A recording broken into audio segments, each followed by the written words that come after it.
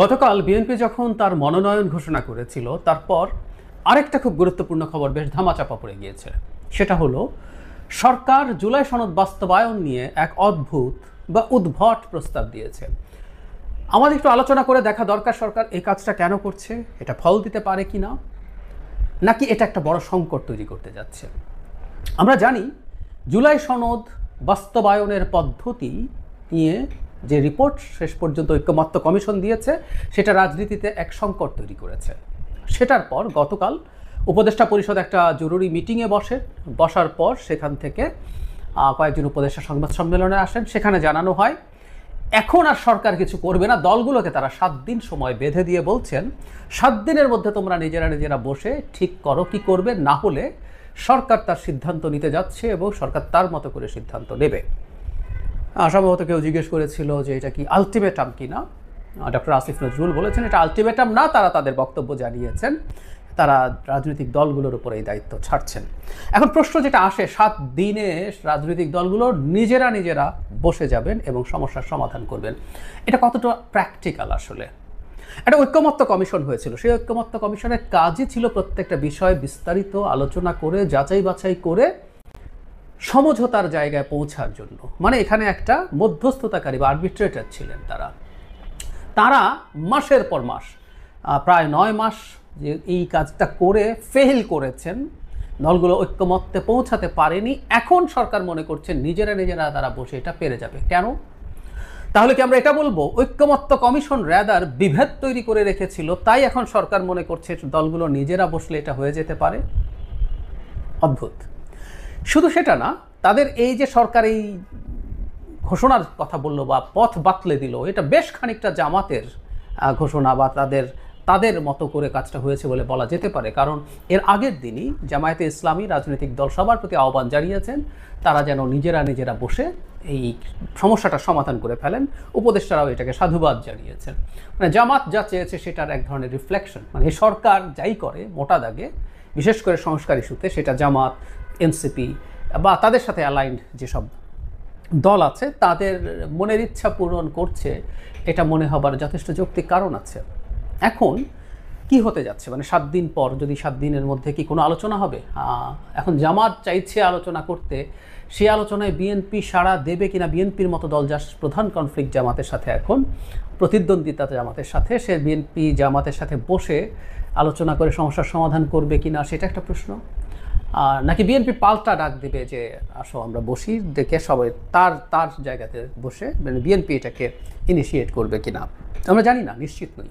আমরা একটা কথা বলতে পারি, গণতন্ত্রে বা রাজনীতিতে সবসময় এটা ভালো পথ যে নিজেরা আলোচনার মাধ্যমে যদি সমস্যার সমাধান করা যায়। যদিও একটা পসিবল সমাধান কি হতে পারে সেটা নিয়ে আমি আলাদাভাবে কথা বলতে পারি। তাই আমি যেটা বলছিলাম সেটা হলো যে রাজনৈতিক দলগুলো যদি সমাধান করে ফেলতে পারে সেটা সবচেয়ে ভালো, কিন্তু সেটা যদি না হয়, সরকার একতরফাভাবে কিছু যদি করে, সেটা আমি খুব বড় সংকট তৈরি করবে বলে আমি ব্যক্তিগতভাবে মনে করি। মানে সরকার এখন, আমরা এই সরকারের সবচেয়ে বড় সংকট যেটা, মানে এটা সরকার না, আমরা স্পেসিফিকলি যদি বলি ডক্টর ইউনূস এই সংকটটা তৈরি করেছেন।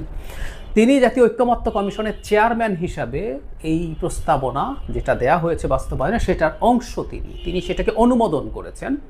এখন তিনি আবার এটাকে বাস্তবায়ন করছেন। তার মানে জিনিসটা প্রবলেম এই জায়গায় দাঁড়াচ্ছে, ঐক্যমত্য কমিশন এটা যদি একেবারে ওনাকে বাদ দিয়ে হতো তাহলে সুবিধা ছিল যে ডক্টর ইউনূস একটা নিরপেক্ষ জায়গা থেকে এই কাজটা করছেন। কিন্তু এখন কিন্তু সেটা দাঁড়ালো না। তারা একটা সরকার হয়ে তিনি তার এক্সিকিউটিভ পাওয়ার প্রয়োগ করার চেষ্টা করছেন, যেটা আবার একটা নিউট্রাল বডি, অ্যাপারেন্টলি আমি ঐক্যমত্য কমিশনের কথা বলছি, দেওয়ার কথা ছিল। সুতরাং এটা একটা কেওস তৈরি করতে যাচ্ছে। কারণ আমরা দেখেছি সরকার ঐক্যমত্য কমিশনের এজেন্ডা আছে, যদিও এই সরকারের এজেন্ডা থাকার কথা ছিল। ডক্টর ইউনূস ডেইলি স্টার সম্পাদকের সাথে আলাপ করার সময় তার ক্ষমতায় আসার কয়েক মাসের মধ্যে একটা ইন্টারভিউতে বলেছিলেন তারা ফ্যাসিলিটেটর, তারা কোনোভাবেই কোনো সরকার নন। সেটা যদি হয়ে থাকে, তারা এখন এভাবে এটাকে ইম্পোজ করা এবং তাতে কোনো না কোনো একটা পক্ষ, বিশেষ করে মানে কাদের পক্ষ হতে পারে সেটা আমাদের এই সার্বিক সংস্কারের আলোচনায় আমরা দেখতেই পেয়েছি ভালোভাবে। সো এটা আসলে একটা রাজনৈতিক সংঘাতের পরিস্থিতি তৈরি করতে পারে। বিএনপি নমিনেশন নিয়ে আলোচনা এবং সমালোচনা যত যাই হোক না কেন সেগুলো আপাতত শেষ হয়েছে বলা যায়। মোটা দাগে যা যা হয়েছে মানুষের হয়তো চুলচেরা প্রার্থী ধরে ধরে আরও বিশ্লেষণ আসবে, কিন্তু এই ঠান্ডা অবস্থায় আমাদের নাগরিকদের এই ব্যাপারটা আসলে খেয়াল রাখা দরকার। আমাদের একটা কথা মনে রাখতে হবে, বাংলাদেশে জাতীয় নির্বাচনটা হলো প্রধানতম। বাংলাদেশে যদি নির্বাচন, সংস্কার, বিচার, যে তিনটাকে সরকার প্রায় খুব জোর গলায় বলতো, সরকার 3 নম্বরে গিয়ে নির্বাচনের কথা বলতো, ঠিক আছে আমরা যদি সময়ের হিসাব করি, তিনটার মধ্যে যদি একটা বেছে নিতে হয়, যদি একটা বেছে নিতে, আমি বলছি না একটা বেছে নিতে হবে, কিন্তু একটা যদি বেছে নিতে হয় সেটা নির্বাচন। কিন্তু আমরা দেখছি কেউ কেউ মনে করেন সংস্কার, কেউ বিচার, এগুলো না হলে নির্বাচনেরও দরকার নেই। জামাতে ইসলামী তো বলেছে নভেম্বরে গণভোট করতে হবে, তাতে তাদের যুক্তি হচ্ছে এই যে তারা মনে করেন গণভোটটাই প্রধান, গণভোটের মাধ্যমে সংস্কারটাই প্রধান, নির্বাচন পরে হলেও হবে।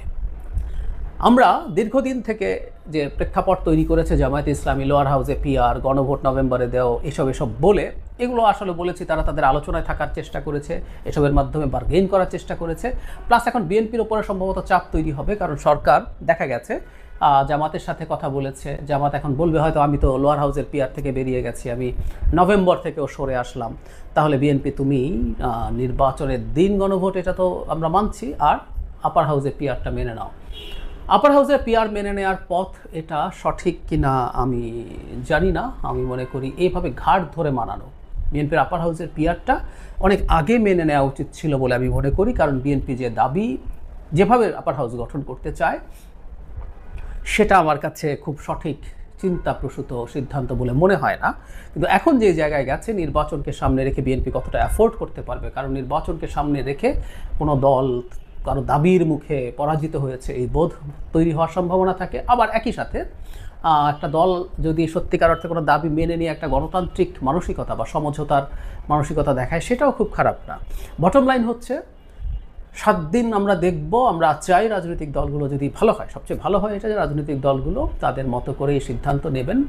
কিন্তু যদি না পেরে যান, সরকার গায়ের জোরে এমন কিছু করা উচিত হবে না যেটা মাঠে কেউ তৈরি করে। প্রয়োজনে সরকার আবার বসবে, এখন কিছু করার নেই, কারণ হলো সরকারকেই বসতে হবে। যদিও সরকার প্রধান নিজেকে প্রশ্নবিদ্ধ করেছেন, তার উচিত মেজর স্টেক হোল্ডারদের সাথে বসে আবারও কথা বলা। সংকটটা বা ঝামেলাটা সরকার বাঁধিয়েছে, যেটার অংশ সরকার মানে ঐক্যমত্য কমিশন, যেটার অংশ ডক্টর ইউনূস। সুতরাং এটা সমাধান তার নেতৃত্বে হওয়া উচিত। হুট করে এমন কিছু করে ফেলা উচিত হবে না যেটা আদতে পরিস্থিতিকে বিশৃঙ্খল করে তোলে। সরকার ভাবতেই পারে আমরা একটা সিদ্ধান্ত দিয়ে দেই, বিএনপিকে ভয় পাইয়ে দেওয়ার পর বিএনপি যদি নেগোশিয়েট করে ভালো কিছু হবে। আমাদের একটা কথা মনে রাখা দরকার, ভবিষ্যতে বাংলাদেশে যে সরকারটা আসতে যাচ্ছে সেটা খুবই কনফিডেন্ট, শক্তিশালী একটা সরকার হওয়া দরকার। কিন্তু সেটাকে আগে থেকেই দুর্বল করে প্রত্যেকে তার ভেস্টেড ইন্টারেস্ট ওখান থেকে পাওয়ার চেষ্টা করছে। যদি এখন থেকে নির্বাচন নিয়ে ভীত হয়ে পরে দেশ কেমন চালাবো সেটা নিয়ে ভীত হয়ে পড়ে বিএনপি, তাহলে এখনই দেশি বিদেশি প্রচুর স্টেক হোল্ডার্স আছে, এই দেশ থেকে অনেক কিছু চায়, তারা বিএনপিকে চাপ দিয়ে অনেক কিছু অর্জন করতে পারবে। আমি ধারণা করি এই সরকার, ঐক্যমত্য